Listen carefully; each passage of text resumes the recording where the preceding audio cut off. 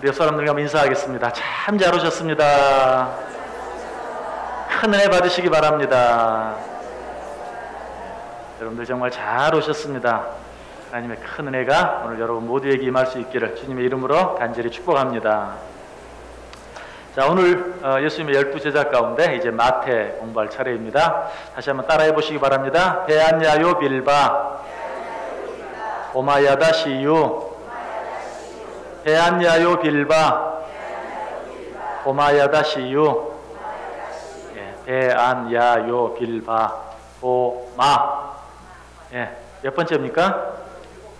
7번째. 이게 8번째가 됐지? 베안야요 빌바 오마. 8번째인데요? 8번째. 마태에 대해서 공부해 보도록 하겠습니다. 먼저 성경 봅니다. 마태복음 5장 27절에서 32절까지 누가복음입니다. 누가복음 5장 27절에서 32절까지 누가복음 5장 27절에서 32절까지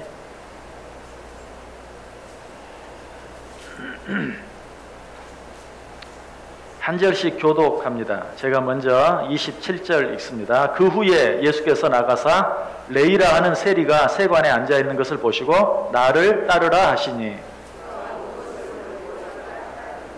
레이가 예수를 위하여 자기 집에서 큰 잔치를 하니 세리와 다른 사람이 많이 함께 앉아 있는지라.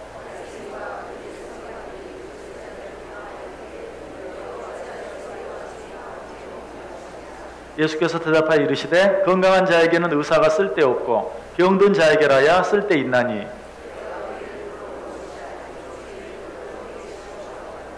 아멘. 자, 이 말씀 가지고 1번 문제 보시기 바랍니다. 마태의 원래 이름은 무엇이었으며 그의 직업은 무엇이었습니까? 자, 27절 다시 한번 같이 읽습니다. 그 후에 예수께서 나가사 레이라 하는 세리가 세관에 앉아있는 것을 보시고 나를 따르라 하시니. 자, 마태의 원래 이름이 무엇이었습니까? 레위였던 것을 알게 되죠. 그의 직업은 무엇이었어요? 세리였다. 그래서 우리가 흔히 마태 그러면 뭐라고 꼭 붙여서 부르죠? 세리 마태라고 그렇게 자주 부를 때가 많이 있죠. 세리 마태. 이름은 레이였고 직업은 세리였다. 자, 그런데 이 마태라는 이름은 그럼 어디서 왔는가? 성경에 마태라는 이름이 어디서 왔는지 명확하게 밝혀주진 않아요. 그러나 그의 이름이 원래는 레이였다는 사실, 그런데 언제부턴가 마태라고 불리었다는 사실을 생각하면서 예수님께서 이 레이라는 이름 대신에 마태라는 이름을 새로 지어 주었을 것이다 라고 그저 추측을 합니다. 이 마태라는 이름은 베드로라는 이름을 예수님이 새로 지어 주었던 것처럼 마태라는 이름도 예수님께서 새로 지어졌을 것이다. 이 마태라는 이름의 뜻 혹시 아시는 분이 있어요? 마태라는 이름의 뜻, 하나님의 선물이라는 뜻입니다. 이 마태라는 이름의 뜻은 하나님의 선물이라는 뜻이에요. 하나님의 선물. 아마 이 의미를 생각하면 더더욱 정말 이 마태라는 이름은 예수님이 지어준 이름인 것 같다 하는 그런 확신이 좀 들어요. 하나님의 선물이라는 그런 뜻이. 자, 1번의 두 번째 문제, 우리 문제 다 같이 읽어볼까요? 이러한 사실들을 통해 그의 배경이 어떠했는지에 대해 생각해 볼 수 있습니까? 레위, 마태의 배경이 어떠했는가? 여러분, 마태의 원래 이름이 뭐였다고요? 레위. 자, 레위 하면 제일 먼저 생각나는 게 뭐예요? 레위인, 대제사장, 그렇죠? 레위 지파, 그렇죠? 이 레위 지파는 대제사장 지파였어요. 그래서 이 레위라는 이름을 통해서 이 마태는 레위 지파 사람이었을 것이다 하는 그런 생각, 혹은 그 부모가 이 레위가 후에 훌륭한 대제사장, 훌륭한 제사장이 되기를 원하는 마음으로, 항상 그렇죠. 누구의 이름든지 부모가 지어줄 때는 거기에 부모의 소원, 부모의 바램이 담겨 있어요. 그래서 이 제사장을 상징하는 제사장 지파, 레위 지파의 이름을 자기 아들의 이름으로 붙여줄 때는 너도 커서 훌륭한 제사장이 되거라 하는 그런 의미에서 그렇게 지어졌을 것이다 하는 그런 생각을 한번 해보게 돼요. 그래서 이 레이라는 이름을 통해서는 그가 레이 지파 사람이었다든지 혹은 제사장이 되기를 원하는 그런 바람에서 그런 이름을 지어줬을 것이다 하는 생각을 알게 되고요. 또 한 가지 이제 그의 직업이 뭐라 그랬죠? 세리라고 그랬어요. 우리는 세리 그러면 좋은 직업, 나쁜 직업? 아주 나쁜 직업. 세금을 그냥 뜯어가는 어떤 백성들의 피를 빨아먹는 그런 나쁜 직업으로 생각해요. 실제 당시 그러했어요. 그런데 그런 나쁜 이면에 당시 세리가 된다는 것은 굉장히 어려운 일이었어요. 세리가 되려면 히브리어, 헬라어, 아람어, 그리고 필요할 때는 라틴어까지도 오늘날로 말하면 4개 국어를 해야 세리가 될 수 있는, 그만큼 세도가 있는 자리였고 많은 사람이 세리가 되기를 원했고 세리가 되려면 그렇게 많은 공부를 해야 되는 그런 자리였다라는 사실이에요. 그래서 성경학자들은 예수님의 12제자 가운데 가장 많이 배우고 학식 있는 제자가 마태였을 것이다 라고 추측을 해요.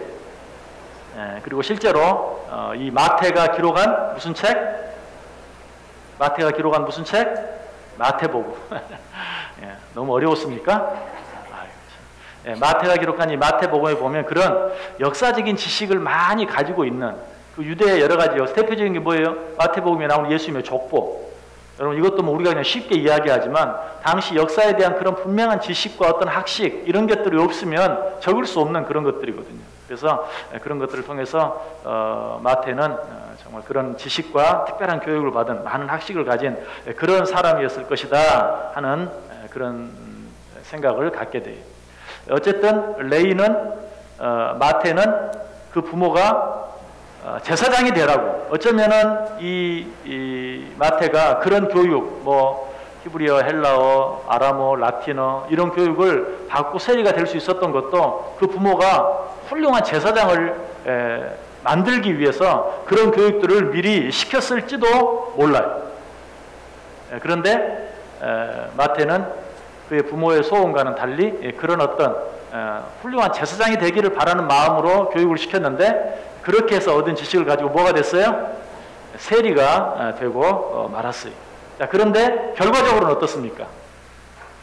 결과적으로는 예수님께서 그를 다시 불러서 정말 예수님의 훌륭한 제자가 되게 만들었죠. 이 사실을 통해서도 뭐 정확한 근거가 있는 확실한 그런 내용들은 아니에요.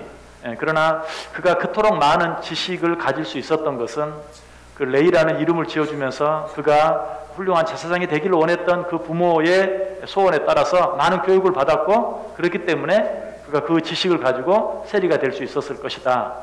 그러나 하나님께서는 그 부모의 뜻, 또 하나님이 애초에 처음 세운 그런 섭리, 뜻 이런 것들을 그대로 포기하지 아니하시고 기어이 다시 부르셔서 하나님의 주님의 예수님의 제자가 되게 만드셨다. 여러분 이 사실을 꼭 기억하세요. 하나님은 반드시 당신의 뜻을 이루십니다. 하나님은 기어이 당신의 뜻을 이루어요. 그래서 그 하나님의 뜻을 저버리고 인간적으로만 고집을 부리면 힘들게 돼요. 시간을 낭비하게 돼요. 그래서 하나님의 뜻이다라는 그런 확신이 들면 순종해야 돼요.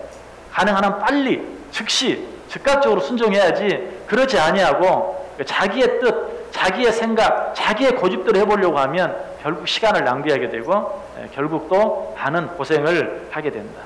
자, 성경 한번 찾아서 읽어보죠. 이사야 14장 24절. 이사야 14장 24절. 이사야 14장 24절.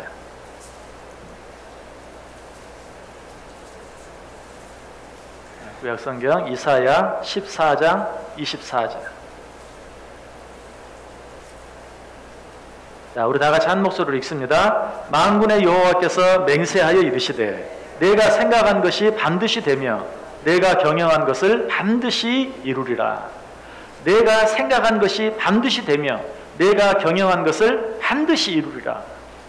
하나님께서 마태를 예수님의 제자로 일찍부터 택하셨다면 그의 부모가 그로 하여금 훌륭한 제사장으로 만들기 위해서 그에게 많은 교육을 시킬 때부터 하나님께서는 그 교육들을 통해서 정말 후에 아까 말씀드렸던 것처럼 마태복음을 기록하게 하기 위한 그런 교육을 미리부터 열심히 시켰을지도 몰라요. 그러나 마태는 그 하나님의 뜻을 저버리고 자기가 원하는 대로 자기가 원하는 길로 갔어요.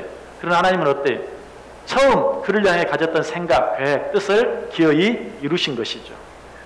우리를 향해서도 마찬가지. 여러분 한 사람 한 사람을 향한 하나님의 뜻이 있는 건 믿으십니까? 우리는 그 뜻을 항상 찾아야 돼요. 나를 향한 하나님의 뜻이 무엇인가? 그러기 위해서는 내게 주어지는 모든 말씀들을 귀담아 들어야 돼요. 그런 말씀들을 듣다 보면 하나님이 나에게 바라시는 것이 뭔가, 나를 향한 하나님의 뜻이 뭔가 하는 것을 알게 돼요. 그 뜻을 깨달았을 때는 어떻게 해야 된다고요? 즉각적으로 순종할 수 있어요. 그것이 지혜다. 그것이 믿음이다. 그것이 세월을 아끼는 방법이에요. 자, 2번 문제 보겠습니다. 문제 같이 읽습니다. 성경 전체를 통해 마태가 행한 일 중 가장 중요한 일 한 가지는 무엇입니까? 마태가 행한 일 가운데 가장 중요한 일. 이미 제가 앞에서 말씀을 드렸어요. 마태가 행한 일 가운데 가장 중요한 일 한 가지가 뭘까요? 예, 맞았어요. 마태복음을 기록한 일이 정말 두고두고 후세들까지 전해지는 하나님의 말씀을 기록한, 그것보다 더 중요한 일이 없죠. 물론 마태가 행한 여러 가지 많은 일들이 있지만, 그러나 사실 마태도 다른 제자들처럼 뭐 베드로처럼 요한처럼 뭐 특별하게 내놓을 만한 그런 특별한 다른 일이 있는 건 아니에요. 그러나 마태는 다른 제자들이 하지 못한, 사실 예수님의 제자들 가운데서 성경을 기록한 제자는 마태와 요한뿐이죠. 마태가 마태복음을 기록했다. 이것보다 더 중요한 일이 없죠. 아까도 말씀드렸던 것처럼 마태는 자기가 가진 그런 지식, 학식, 교육을 통해서 예수님의 족보를 거기에 기록하고 있고, 특별히 이 마태복음에 보면 구약 율법에 아주 해박한 지식을 가지고 있는 저자였다 하는 것을 알게 돼요. 구약의 약속들을 여러 가지 제시하고 그 약속들이 어떻게 성취되었는가, 구약의 예언과 그 구약의 예언이 어떻게 성취되었는가 하는 것을 마태복음에는 다른 책들보다 더 잘 기록되어 있어요. 그걸 보면 마태복음을 기록한 사람은 구약 율법에도 밝은 지식을 가지고 있고 그 외에도 역사적인 많은 학식도 가지고 있는 그런 사람이라는 것을 분명하게 보게 돼요. 그래서 마태는 이처럼 마태복음을 기록하는 그런 큰 일들을 행했다. 하나님께서는 이 마태로 하여금 하나님의 말씀을 기록하기 위해서 그가 태어났을 때부터 그 부모를 통해서 레이라는 이름을 지어 주게 하고 세상이 되게 만들려는 그런 소원을 갖게 하시고, 그로 인해서 미리부터 많은 것들을 가르치고 교육시키셨다. 여러분, 우리도 역시 아까 하나님의 뜻이 무엇인지 찾아야 된다고 했는데, 하나님이 나에게 주신 은사가 무엇인가 하는 것도 늘 찾아봐야 돼요. 하나님이 나에게 주신 은사, 그리고 여러분이 받아온 어떤 뭐 교육이라든지 여러분이 가지고 있는 지식이라든지 여러분이 지금까지 쌓아온 경험이라든지 지금 여러분이 가지고 있는 직업이라든지 여러 가지 일들 속에서 하나님께서 이런 교육을 나에게 시키신 이유가 무엇인가? 하나님이 나에게 이런 경험을 하게 하신 이유가 무엇인가? 하나님이 나에게 이런 직업을 주신 이유가 무엇인가? 하는 것을 늘 생각해 봐야 돼요. 사실 레위, 마태는 그런 생각하지 않고 그냥 어느 날 세무사 시험 공모가 붙으니까 그냥 거기에 자기가 가진 지식을 가지고 다른 생각하지 않고 전후 좌우 부모가 뭘 바랬는지, 뭘 원했는지, 부모가 나에게 뭐가 되기를 바랬는지 하는 거 전혀 생각하지 아니하고 그냥 시험 봐서 합격해서 세리가 되고 말았어요. 단순히 그런 것이 아니라 그리스도인이라면 항상 무엇을 선택할 때 하나님이 왜 나에게 이것을 가르쳐 주셨는가, 하나님이 왜 나에게 이런 일을 경험하게 하셨는가, 하나님이 왜 나에게 이런 직업을 주셨는가 하는 것을 늘 생각하면서 내게 주신 하나님의 은사가 무엇인지, 여러분 한번 속으로 대답해 보세요. 여러분에게 주신 하나님의 은사가 뭡니까? 속으로 한번 대답해 보세요. 하나님이 내게 주신 은사가 무엇인가? 하나님이 은사를 주지 않은 사람은 한 사람도 없어요. 여러분이 이 세상에 태어날 때부터 여러분에게 주신, 여러분에게만 주신 분명한 은사가 있어요. 그 은사가 지금 여러분 머릿속에 딱 생각이 났다면 참 감사한 일이. 그런데 도대체 내게 주어진 은사가 뭔지 모르겠다, 그런 분은 지금부터 고민하셔야 돼요. 그리고 기도하면서 찾아야 돼요. 하나님이 내게 주신 은사가 무엇인가? 제가 언젠가 말씀드렸어요. 여러분 마음속에 여러분의 은사가 무엇입니까? 라는 그런 질문을 좀 다르게 해본다면, 나는 평생 죽을 때까지 이 일만큼은 누가 뭐라고 해도 기쁨으로 하겠다, 그런 일이 내 속에 있는가 한번 생각해 보세요. 누가 뭐라고 해도 이 일만큼은 내가 기쁘게 감당하겠다. 아무리 힘들고 어려워도 이 일만큼은 내가 포기하지 않겠다. 그런 어떤 일이 여러분 속에 있습니까? 그런 일이 있어야 돼요. 하나님이 내게 주신 은사가 무엇인지, 그리고 내가 감당할 수 있는, 내가 마땅히 감당해야, 죽을 때까지 마땅히 감당해야 할 그런 일이 무엇인가 한번 생각해 봐야 돼요. 조지 베브리 쉐와라는 사람 혹시 아는 분 있습니까? 조지 베브리 쉐와. 이 사람은 유명한 그 미국의 가수인데요. 시카고 방송국의 프로그램 편집장을 지내기도 했어요. 유명한 가수였으면서 또 시카고 방송국의 음악 프로그램 편집장을 지내기도 했어요. 이 사람이 시카고에서 한번 부흥 집회가 열렸어요. 어느 학교 운동장에서 열린 그런 대규모 집회였는데 어떤 젊은 전도자가 앞에서 말씀을 전하는데 그 말씀에 은혜를 받았어요. 사실 이 조지 베브리 쉐아는 원래 크리스찬이었어요. 어렸을 때부터 부모를 따라서 신앙생활을 하던 그런 크리스찬이었는데 뭐 너무 훌륭한 그런 가수가 되고 유명한 가수가 되고 또 이렇게 시카고 방송국의 음악 프로그램 편집장까지 되고 하다 보니까 바빠서 뭐 서서히 믿음이 식어가고 하나님을 잊어버렸어요. 세상적인 그런 노래를 부르고 또 세상적인 그런 유명세에 쫓겨서 살다가 어느 날 그 시카고 어느 학교 운동장에서 벌어진 그 전도 집회에 참석했다가 잃어버린 하나님을 다시 생각하게 됩니다. 내가 하나님을 믿는 사람이었는데 하는 그런 생각이 들면서 내가 하나님이 내게 주신 그런 은사를 앞으로는 하나님만을 위해 사용해야 되겠다 하는 그런 다짐을 하면서 내가 지금까지 하나님을 잊고 살았구나 다짐을 하면서 집으로 와요.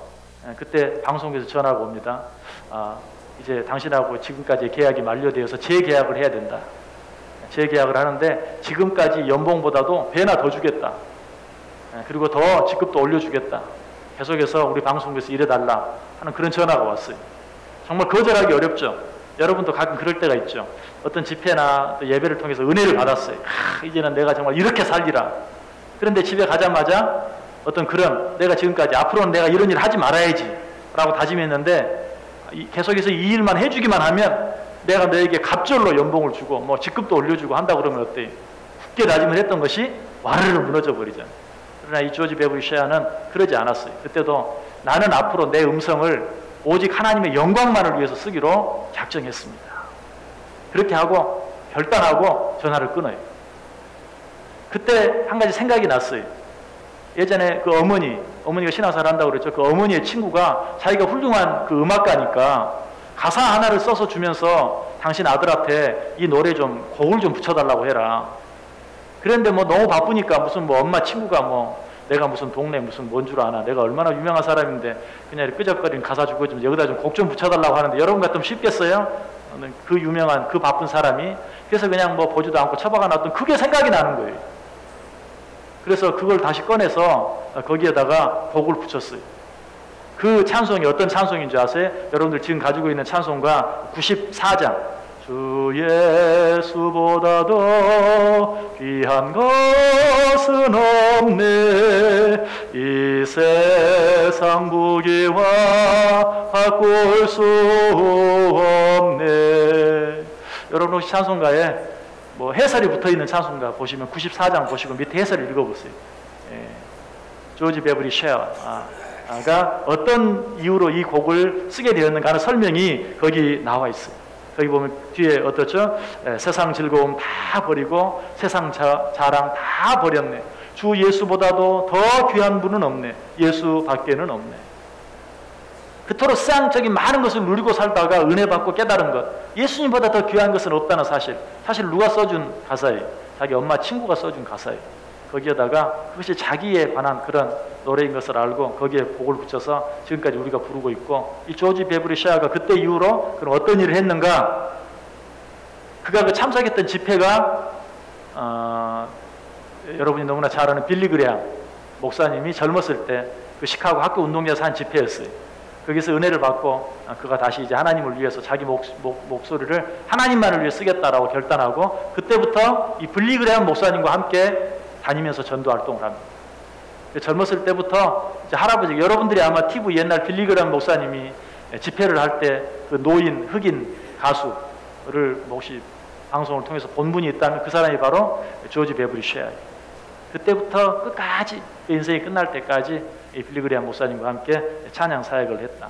그러니까 그도 잊어버렸던 그 자기의 은사, 하나님이 왜 그 은사를, 노래하는 그 은사를 나에게 주셨는지를 오랫동안 잊고 살았어요. 그러다 그 은사를 찾고 이제는 정말 이 음성을 누구를 위해서, 세상 다른 어떤 것을 위해 쓰는 것이 아니라 오직 하나님만을 위해 사용하겠다 라고 그것을 찾고 결단하고 평생을 그렇게 헌신한, 여러분들 나름대로 다 바쁘게 열심히 지금까지 살아왔는데 과연 하나님이 여러분에게 주신 은사가 무엇인지, 자, 꼭 기억하세요. 은사가 없는 사람은 한 사람도 없다는 거예요. 하나님이 은사를 주지 않은 사람은 한 사람도 없어요. 반드시 은사가 있어요. 내가 그 은사를 찾아서 잘 사용하고 있는지 사용하고 있지 못한지 한번 꼭 확인해 볼 수 있어야 합니다. 자, 3번 문제 보겠습니다. 문제 같이 읽습니다. 마태는 어디 사람이었으며 그것을 통해 얻을 수 있는 교훈이 있다면 무엇입니까? 자, 마태복음 9장 1절. 마태복음 9장 1절. 마태는 어디 사람이었는가? 마태복음 9장 1절.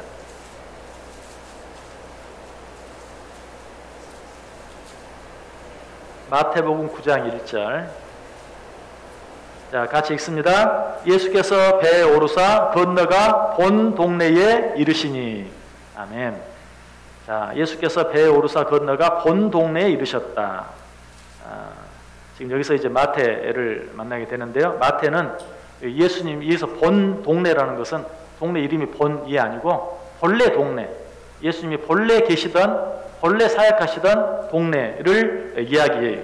그래서 마태는 이 예수님의 본 마을 출신인데 그 본 마을이 어딘가? 가버나움이에요. 가버나움. 마태복음 4장 12절 13절 한번 찾아보세요. 마태복음 4장 12절 13절. 마태복음 4장 12절 13절. 자, 같이 읽습니다. 예수께서 요한이 잡혔음을 들으시고 갈릴리로 물러가셨다가 나사렛을 떠나 스불론과 납달리 지경 해변에 있는 가버나움에 가서 사시니. 예수님께서 가버나움에 가서 사셨다. 자, 한 구절 더 보세요. 마가복음 2장 1절. 마가복음 2장 1절.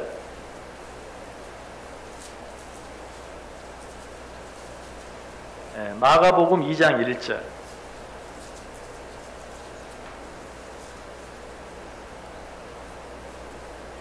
마가복음 2장 1절 같이 읽습니다. 수일 후에 예수께서 다시 가버나움에 들어가시니 집에 계시다는 소문이 들린지라. 아멘. 자, 여기 보면 예수님의 당시 살던 집이 가버나움이 있었다 하는 것을 알게 되죠. 그래서 여기서 말하는 본 동네는 가버나움이고 바로 마태는 이 예수님의 본 동네 가버나움 사람이었다. 자, 이 사실을 통해서 우리가 얻을 수 있는 교훈이 무엇인가? 이 가버나움은 예수님께서 가장 많이 사역하신 곳이, 예수님이 거의 사시다시피 하면서 가장 많이 사역했던, 그럼에도 불구하고 이 가버나움 사람들의 예수님에 대한 반응은 어떠했는가? 아주 냉랭했어요. 자, 역시 성경 찾아봅니다. 마태복음 11장 23절 24절.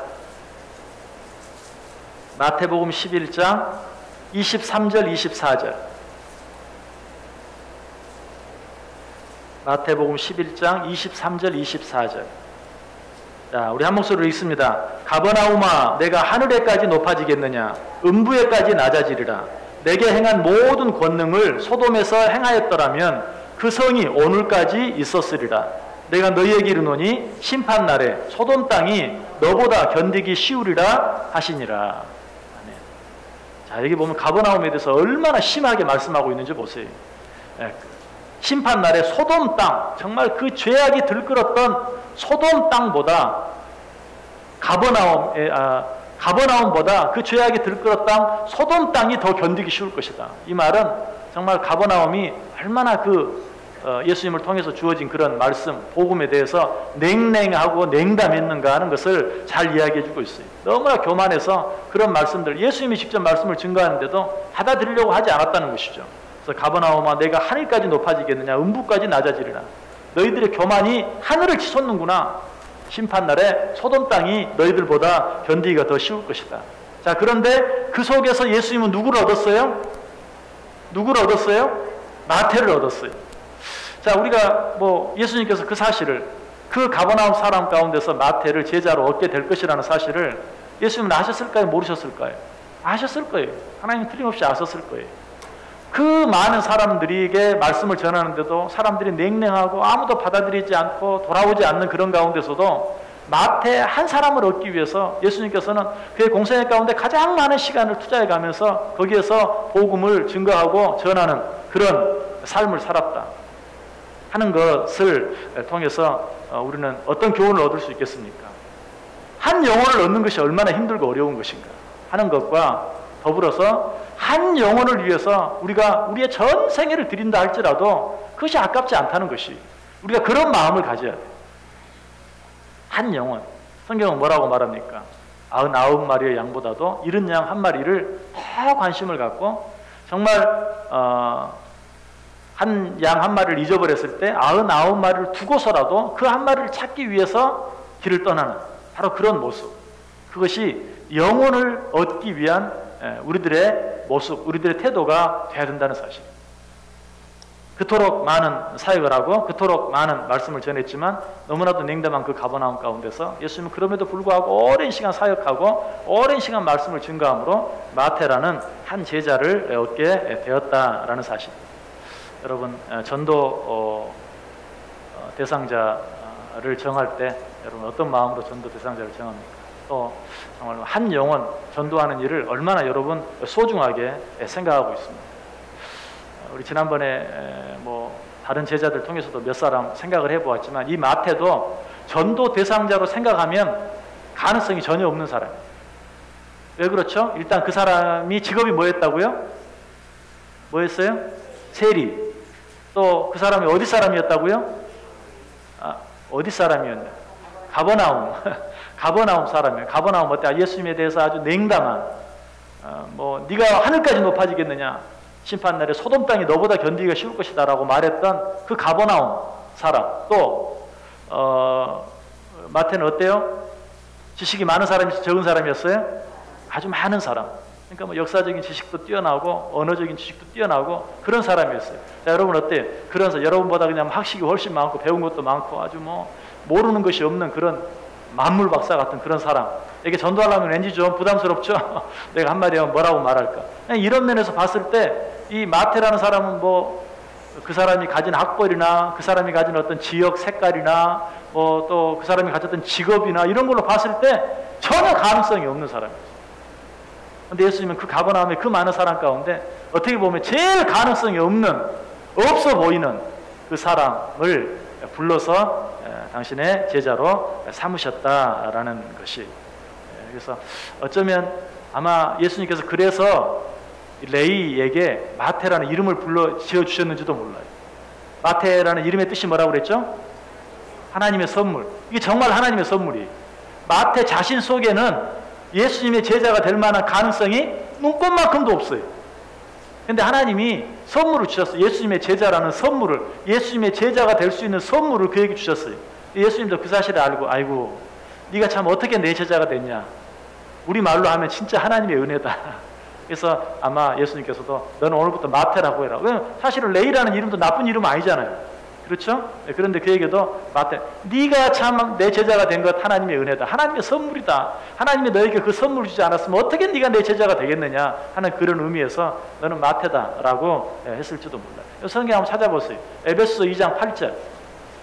신약성경 에베소서 2장 8절.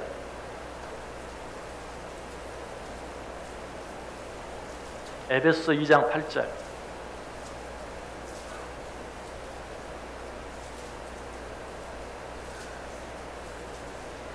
우리 한 절 다 같이 한 목소리로 읽어볼까요? 너희는 그 은혜에 의하여 믿음으로 말미암아 구원을 받았으니 이것이 너희에게서 난 것이 아니요 하나님의 선물이라. 자, 우리를 향해 주시는 말씀입니다. 너희가 그 은혜에 의하여 믿음으로 말미암아 구원을 얻었으니 이것이 너희에게서 난 것이 아니요 뭐라고요? 하나님의 선물이라. 그래서 마태만 마태가 아니고 여기 있는 저와 여러분도 다 마태예요. 제가 여러분을 향해서 말씀드리면 기분 나쁘겠죠. 여러분이 어디를 봐서 여기 있겠습니까? 여러분을 향해서 하는 말이 아니고 제가 어떻게 여기 서 있겠습니까? 제가 어떻게 뭐 여러분은 글쎄요, 여러분이 저를 좋게 봐주셔가지고 아이 목사님이 거기 서 있을 만해요 생각해주면 참 다행인데, 제 속을 다 알면 그렇게 생각이 들 사람이 한 사람도 없어요. 제가 여기 서 있고 여러분이 여기 앉아서 지금 하나님의 말씀을 배울 수 있는 거 다 하나님의 선물인 줄 믿으시기 바랍니다. 너희에게서 난 것이 아니다. 우리 속에 무슨 그럴 만한 가능성이 있어서가 아니. 자, 우리 교회에 나오는 수많은 사람들 가운데서도 여러분들은 그 가운데서 또 뽑힘을 받아서 여기 있는데 그것도 여러분이 뭐 열심히 특심해서가 아니. 하나님의 선물이, 하나님이 그렇게 할 수 있는 은혜를 주신 거예요. 그래서 여러분이 이 자리에 있는 것 가지고 절대 교만해하지 마세요. 여러분이 이 자리에 있는 것 가지고 이 자리에 없는 사람 무시하지 마세요. 비판하지 마세요. 하나님, 나에게 참 이런 은혜를 주신 것 감사합니다. 나에게 이 특별한 하나님의 선물 주신 것 감사합니다. 그래서 여러분 마태를 볼 때마다 하나님의 선물, 참 내가 바울이 고백한 그대로 내가 나아간 것도 정말 하나님이 마태에게 주셨던 그 선물처럼 하나님이 내게 선물을 주셨기 때문이다 하는 그런 감사한 마음이 필요해요. 마태, 우리는 너무 뭐 쉽게 생각하지만 정말 예수님의 제자가 될 수 있는 가능성이 전혀 없었던 사람이에요. 직업적으로나 지식적으로나 뭐 지역적으로나 등등 하나님의 선물로 예수님의 제자가 되었다. 자, 4번 문제 보겠습니다. 4번 문제 같이 읽습니다. 마태는 예수님의 부름을 받았을 때 어떤 반응을 보였습니까? 27절, 28절 누가복음 5장이죠. 오늘 본문 누가복음 5장 27절, 28절. 자, 같이 읽습니다. 그 후에 예수께서 나가사 레이라 하는 세리가 세간에 앉아 있는 것을 보시고 나를 따르라 하시니 그가 모든 것을 버리고 일어나 따르니라. 자, 그렇게 가능성 없는 사람, 뭐 아는 것도 많고 해서 따질 것도 많고, 아니 도대체 뭐 내가 뭘 보고 당신을 따르라는 겁니까? 지금 당신 내가 뭐 하는 사람인 줄 아십니까? 모든 사람이 되고 싶어하는 세리 아닙니까? 우리는 그 말이 좀 이상하게 들려요. 왜? 아까 말씀드렸던 건 세리는 그냥 나쁜 직업이라고 생각하니까. 하지만 당신은 정말 모든 사람들이 갖고 싶어하는 최고의 직업이었어요. 물론 뭐 자기를 힘들게 하니까 사람들이 손가락질도 하고 욕도 했지만 그래도 정말 그 자리에 앉혀만 준다면 누구라도 가서 앉을 만한 그런 자리였어요. 그럼에도 불구하고 정말 아무것도 갖지 않은 것처럼 보이는 예수님께서 나를 따르라 라고 말했을 때 하여튼 빌립과 마찬가지로 예수님의 그 한마디에 예수님을 따라 나섰습니다. 이것도 역시 뭐예요? 하나님의 은혜로 가능했던 거예요. 하나님의 은혜가 아니었으면 도무지 일어날 수 없었던 그런 일이 일어난 것입니다.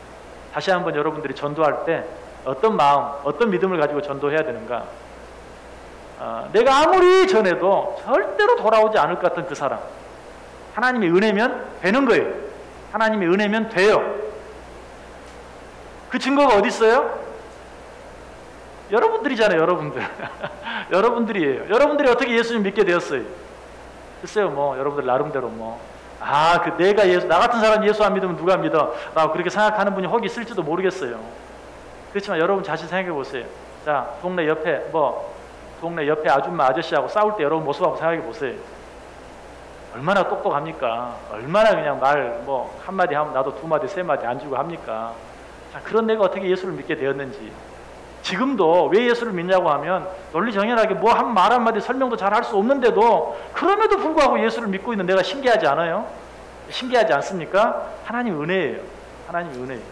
여러분들 안 될 것 같은 사람을 볼 때마다 무슨 생각을 하는가, 무슨 생각을 해야 되는가? 나도 믿었는데. 이런 생각 해야 돼요. 그게 맞는 거예요. 나도 믿었는데. 성경적으로 마태도 나를 쫓으라 라는 그 말씀 한마디에 예수 하나님께서 은혜 주시니까 즉각 따라 나선, 무엇까지 다 버리고 자기의 직업까지 다 버리고 예수님을 따라 나선. 마태도 바뀌었는데, 나도 바뀌었는데, 하나님이 원하시기만 하면 누구라도 바뀔 수 있어요. 그런 마음 가지고 우리는 복음을 전할 수 있어요. 그래서 성경이 사람을 외모로 판단하지 말라. 여러 가지 생각할 때 사람을 외모로 판단하면 안 되지만 특별히 전도 대상자를 생각할 때, 전도 대상자를 고를 때 외모로 판단하면 안 돼요.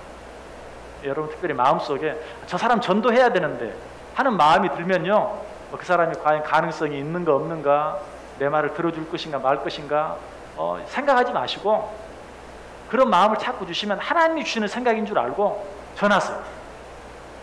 그렇게 하지 않기 때문에 우리가 아직까지 전도의 많은 열매들, 결실들을 맺지 못하고 있는 것이, 하나님이 여러분 마음속에 틀림없이 그런 생각을 주는 사람이 있어요. 누군가에 가고 싶고 전화하고 싶고 전도하고 싶은 그런 사람이 있어요. 저 사람은 꼭 예수 믿어야 되는데, 저 사람은 꼭 교회 나가야 되는데, 그런 사람들. 그런데 그 사람이 갖고 있는 지식 생각해 보거나 그 사람이 가지고 있는 어떤 배경 생각하거나 하면은 아이고 나 같은 사람이 복음 전한다고 전도한다고 되겠어? 포기해버리고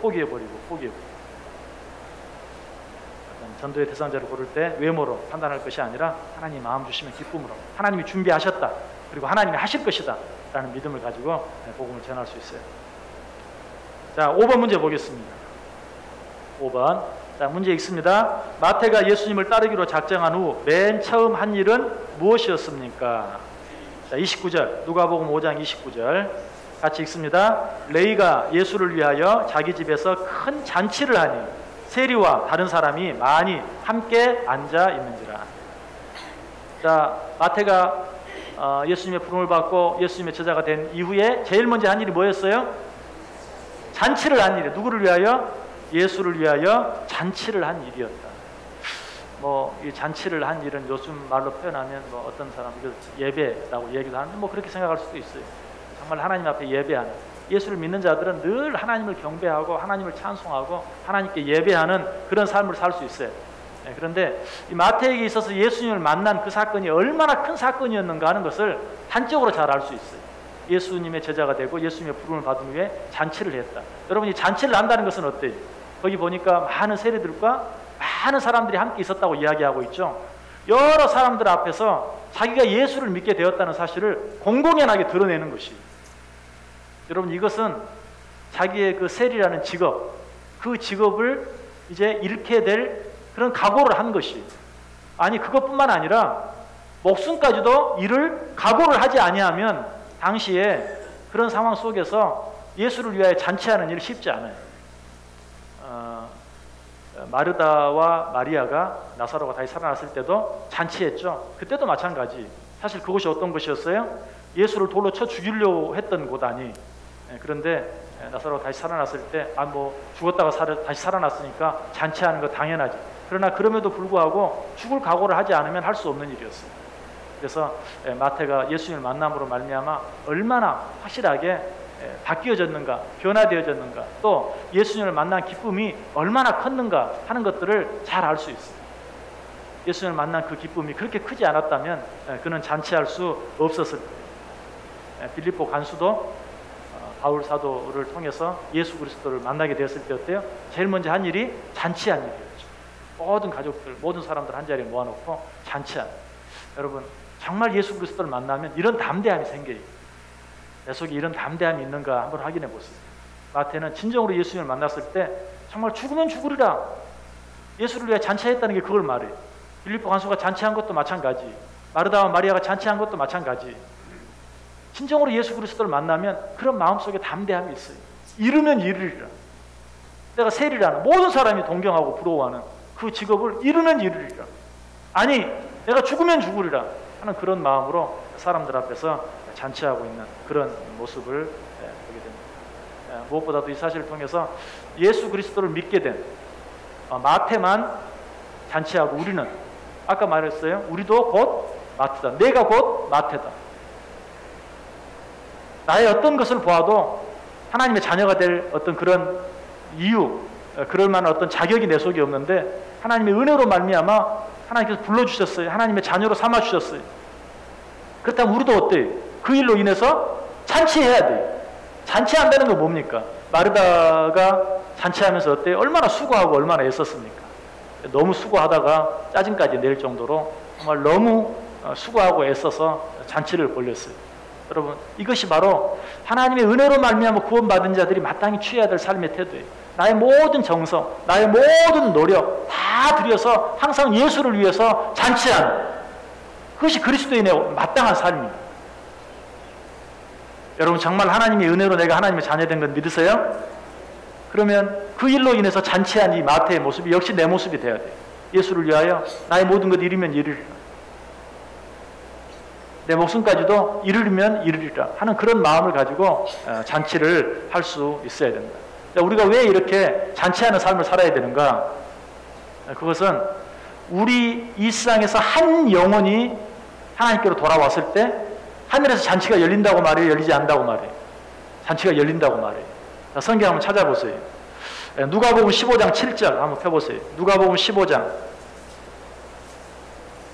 누가복음 15장 7절에서 10절까지. 누가복음 15장 7절에서 10절. 자, 우리 한 목소리로 7절부터 10절까지 읽습니다. 내가 너희에게 이르노니 이와 같이 죄인 한 사람이 회개하면 하늘에서는 회개할 것 없는 의인 99으로 말미암아 기뻐하는 것보다 더하리라.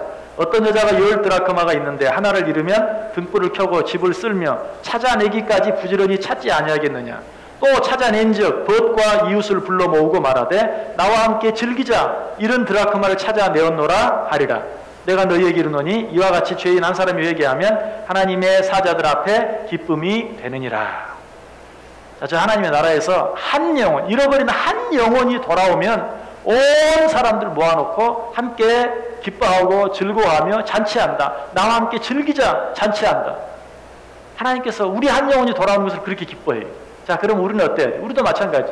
나 같은 한 영혼을 불러주셔서 하나님의 귀한 자녀 삼으셨다는 그 사실 생각할 때마다 우리는 날마다 잔치할 수 있어요. 여러분 뭐 조금만 좋은 일이 있으면 어때요? 잔치하죠? 사람들에게 자랑하고 싶어서 사람들을 불러 모아요. 아, 뭐 우리 아들이 이렇게 됐어, 우리 딸이 이렇게 됐어. 자랑하고 싶어서 대접하고 싶은 마음도 있지만 자랑하고 싶은 마음에 불러 모아 잔치해요. 우리는 어떻습니까? 예수 그리스도를 내가 믿게 되었다는 사실, 하나님의 자녀 되었다는 사실, 그 사실로 인해서 얼마나 기뻐합니까? 정말 그 사실을 다른 사람에게 알리고 전하기 위해서 얼마나 잔치를 합니까? 먼저 여러분들의 얼굴을 한번 생각해 보세요. 그런 기쁨을 얻은 사람들의 얼굴입니까? 여러분들의 얼굴이? 벌써 늦었어요. 이제 웃는 거 늦었어. 아까 얼굴은 아니 그게 아니었어. 정말 예수 그리스도를 믿음으로 구원받은 자들의 얼굴인가? 정말 잔치하고 싶은 그런 얼굴. 하나님은 내가 하나님께로 돌아온 그 사실로 인해서 그렇게 기뻐하며 잔치를 하는데 과연 나는 그러한가? 제가 뭐 늘 말씀을 드리지만 여러분들의 얼굴을 보면 사람들이 반드시 그렇게 물을 수 있어야 돼. 뭐 좋은 일 있어? 뭐 좋은 일 있어? 정말 그렇게 물을 수 있어야 돼. 잔치할 준비가 되어 있어야 돼. 그렇게 묻는 사람만 있으면 정말 하나님께서 나를 얼마나 사랑해 주셨는지, 하나님이 얼마나 나를 사랑하셔서 나 같은 것을 하나님의 자녀 삼아 주셨는지 정말 그 구원의 기쁜 소식을 사람들에게 전하고 나눌 수 있는, 잔치할 수 있는 그런 삶의 태도. 그렇게까지 못하다 할지라도 정말 그 의미를 줄이고 또 줄여서 하나님 앞에 예배하는 순간만이라도 하나님 앞에서 잔치하는 시간이 돼야 돼. 정말 기쁨으로 찬송하고. 여러분들 정말 찬송하는 모습을 여러분 스스로 한 번씩 봐야 돼. 얼마나 살벌한지. 정말 여러분 찬송하는 거 한번 거울 보면서 한번 봐보세요. 정말 기쁨으로 잔치하는 예배. 적어도 예배 드리는 시간만큼은 그래야 되고, 그러다 보면요 다른 사람들 앞에서 일반적인 그런 생활을 할 때도 사람들이 언젠가는 묻게 돼요. 뭐 오늘 좋은 일 있어? 저 사람은 뭐가 좋아서 이렇게 항상 싱글벙글이야? 그렇게 돼야 된다. 마태도 예수 그리스도를 만났을 때 정말 사실은 나 예수 믿게 됐어, 그렇게 말하기 부끄러운 사람이었어요. 왜? 세리라는 직업이 정말 뭐 특별한 권세를 가진 직업이긴 하겠지만 많은 사람들에게 욕을 먹고 있었잖아요. 그냥 자기 배 불리고 모든 거 빼앗아 간다고. 그런 사람이 어떻게 예수 믿게 되었다고 부끄러워서라도 감추고 싶었을지 몰라요. 그러나 예수를 믿게 된 그 기쁨이 너무나 커서 사람들 다 모아놓고 잔치할 수밖에 없었다. 우리의 삶은 늘 그런 잔치의 삶이 되어야 된다.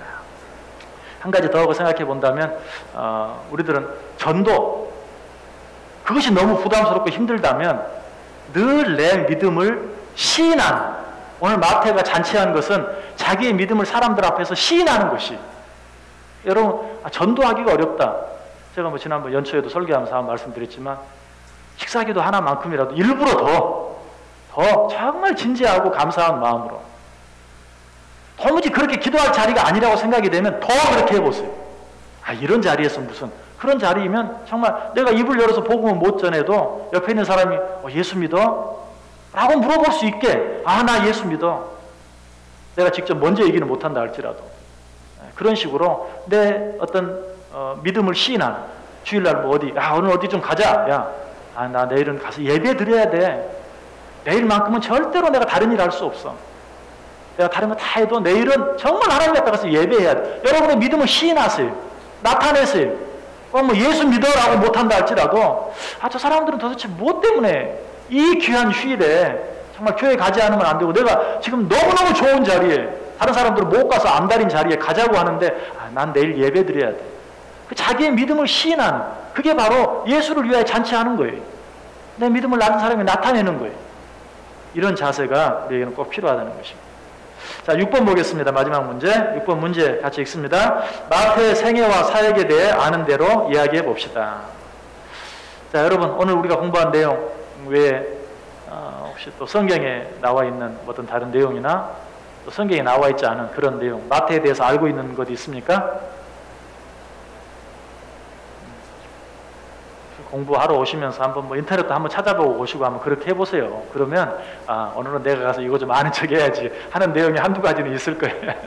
사실 마태는 뭐 그렇게 많은 전승도 많지는 않은데, 이 마태는 평생을 유대 땅에서 전도하다가 말년에 이스라엘 밑에 있는 아프리카 땅, 에디오피아 땅에 가서 전도하다가 에디오피아 땅에서 복음을 전하는 사역을 마치고 애굽으로 다시 돌아오는, 아니면 돌아온다기보다는 애굽에 가서 또 복음을 전하기 위해서 에티오피아에서 애굽으로 사역지를 옮기는 그런 과정에서 복음을 반대하는 자들에 의해서 창에 찔려 역시 순교를 당합니다. 여러분, 예수님의 제자들이 다 순교했다는 사실, 우리 유아일 권사님이 지난주에 다 죽으면 어떻게 해요? 그렇게 질문했는데, 여러분, 그것이 정말 오늘 우리가 전 세계에 우리가 복음을 믿는 자들이 확산될 수 있었던 그런 순교에 피었던 것을 알게 되는데, 마태도 에티오피아 땅에서 애굽으로 복음을 전하기 위해서 가던 중에 창에 맞아 순교했습니다. 그래서 마태도 순교자의 길을 가게 되었던 것이죠. 자, 오늘 마태에 대해서 공부했습니다. 혹시 마태에 대해서 궁금한 것이나 뭐 질문하고 싶은, 오늘 공부한 내용까지 질문하고 싶은 내용이 있습니까? 마태가 조금 나와 조금 가까워지는 느낌이 들지 않아요? 그렇죠? 마태, 그냥 마태라고만 생각했는데 내가 마태네 하는 그런 생각이 조금은 들었을 줄 알아요. 마태가 한 일, 뭐 그렇게 특별하게 어려운 일이 아니라 예수를 위해 잔치하는 그런 삶을 살 수 있기를 바랍니다. 자, 그 밑에 있는 성경 구절 같이 읽습니다. 누가복음 9장 23절 시작. 자기를 부인하고 날마다 제 십자가를 지고 나를 따를 것이니라.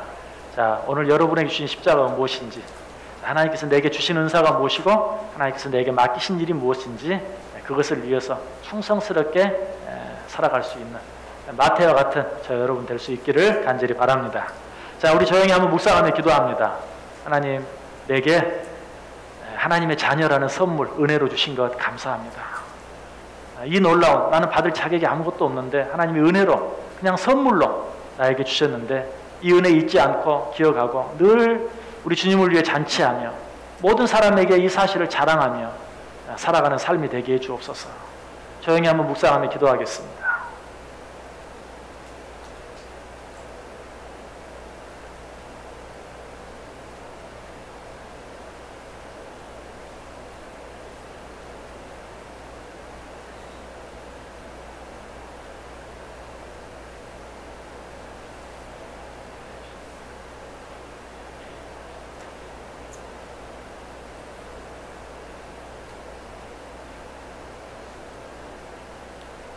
사랑과 은혜가 충만하신 하나님 감사합니다. 마태에 대해서 생각해 보았습니다.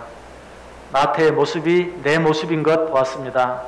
마태에게 주신 은혜, 사랑이 내게 주신 은혜요 사랑임을 깨달았습니다.